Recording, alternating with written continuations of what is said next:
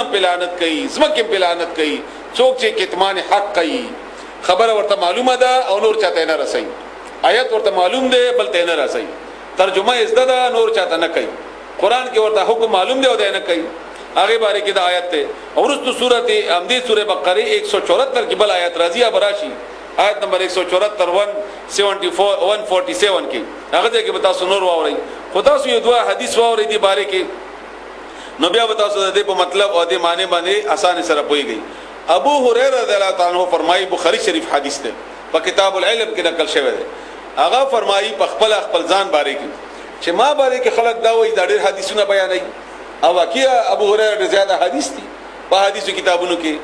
هغه فرمایي چې کچيري داد و آیتونه آیت نمبر 160 او آیت نمبر 174 161 47 74 174 74 کدات و آیتونه ما ته په قران کې معلوم نه وي نو ما به پیغمبر علیه السلام طرفنا یو خبرم تاسو تکړی نه و دغه جما په ذهن کو بیا شک چې غلطی پکې ونه کما خو چونګې د دوی آیتونو کې ډېر شدید ترینه سزا ده نو دی وجنه ځان سره پټولې نشم او غوايه مخامخ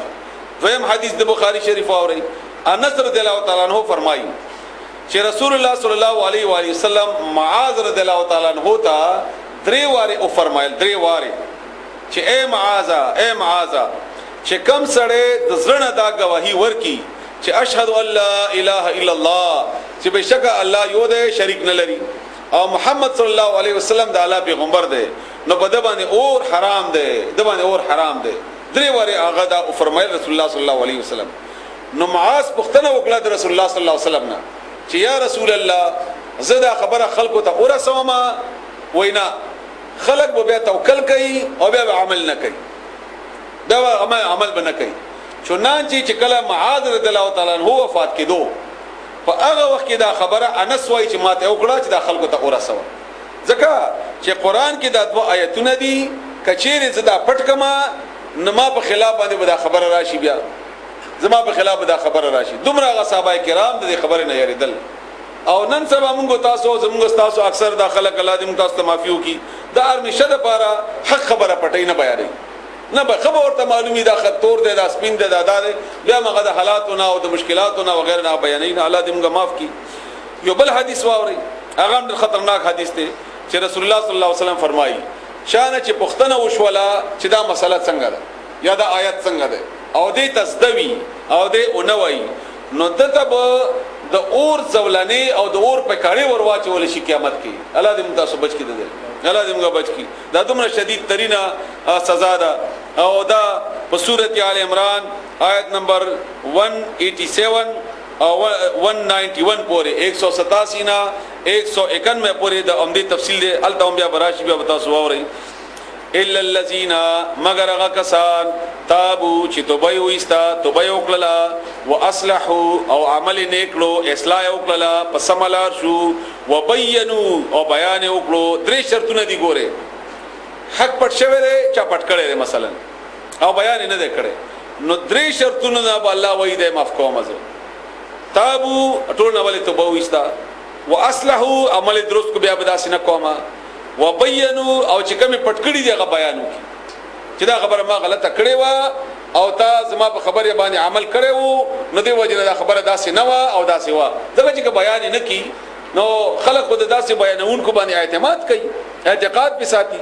او هغه باندې خلکو عمل کړي او دا بیانونه کې عمل کوي نو دغه ګناه او باندې غرنګي الله بلعنت ور باندې وی کچې دا درې شرطونه پوره نه کی بیا نو سی بیا وره الا الذين مگر کسان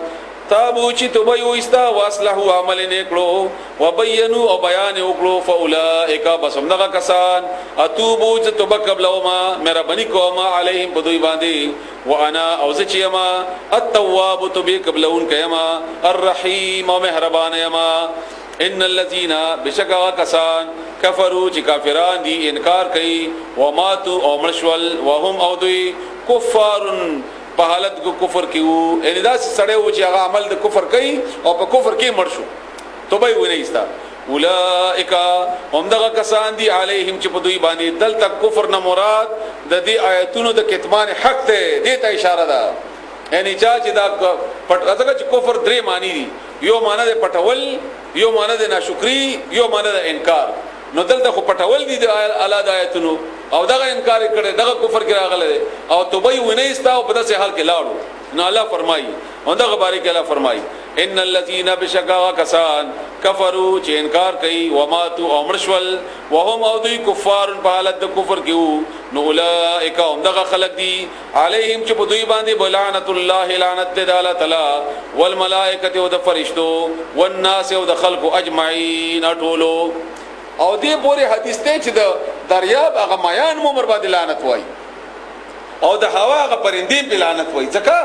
چې د کتمان حق په بنیاد باندې تو ارچا ته تکلیفي ارچا ته تکلیفي دریاب کې تکلیفي او هوا کې تکلیفي هر ځای کې تکلیفي اګه چې حق پټ شوی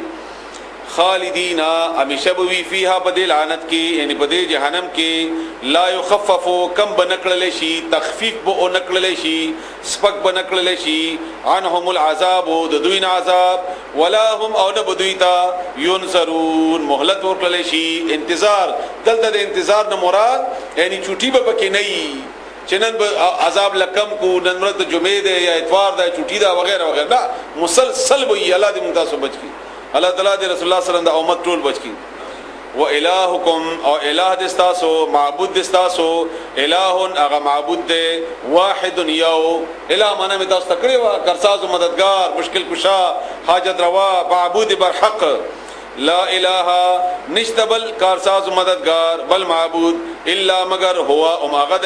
الرحمن چې ډېر مهربان دی الرحیم ډېر رحم کوونکی دی د دې معنی مم تاسو تکړه وا رحمان چې جوش رحمت وي پکې رحیم چې تسلسل د رحمت وي پکې ان یقینا وصل تعالی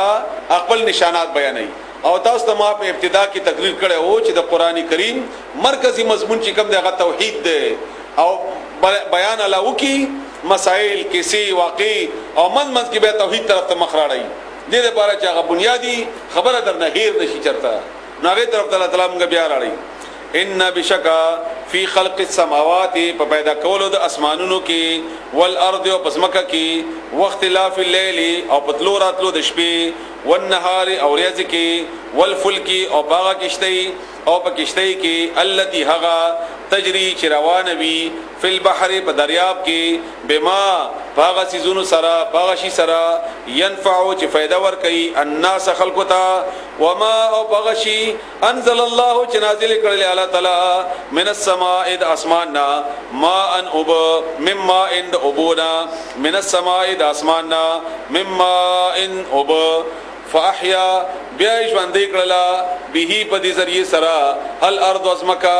بعد موتها ورست مرد غزمکنا اني وچواله د زمکه مرګ وچواله ده وبث او قاره کړل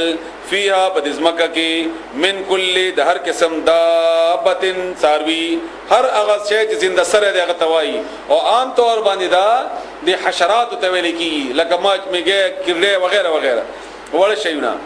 وتصريف الرياح او باړولو راړولو د بادونو کې هواګانو کې والسحاب او ریاضي المسخر تابعدار په دا ټولو شیونو کې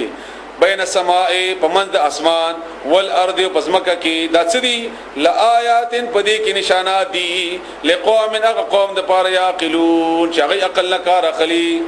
دا اته نشانات الله تعالی بیان کړل اته نشانات دلته پدې کې نشانات یو ما تاسو ته مخکې تقریر کړي او دا پدې دورې مخکې چې الله تعالی په قسم آیاتونه قران کې بیان کړي دي یو کې آیاتونه د قران دي د کوم چې موږ بیان کوو او یو آیاتونه د کائناتو کې دي په ډول نتیجو کې د الله پیژندل دي ډول نتیجو کې یعنی اړیو مطالعه چې کوي پدې کې به الله پیژني د نتیجې کې بالا پیژنه او دا تاسو ذهن کې یاد وساتئ چې کله کائناتو کې د الله چې کوم دا ورکړی دی کنه چې وګورئ دلته موي نور ایتونه کې موي د دې لوی حکمت په دنیا کې هم ده ځکه چې په کائناتو کې سوچ کوي لکه دا ستر کړه په دې کې الله تعالی ډېر لوی طاقت اچولې موږ په دې باندې سوچ وکړو د دې په نتیجې کې انسان کیمرا جوړ کړ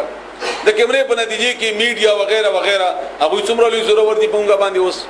او موږ مسلمانان په دې آیتونو چرته سوچم نه کړي عمل خو مخد نه کړي موږ خو یوازې هغه فرقه پرستی کې لګیایو کنه یوازې چې تکابر زکابر دې موږ سوچم نه کړي همدارنګه وخت ده پدې کې لهرونه دي دا څنګه د आवाज رسیږي د ما واسطه څنګه در رسی پدې باندې زمونږ کافر سوچو کو او دا ټول شیونه د اوس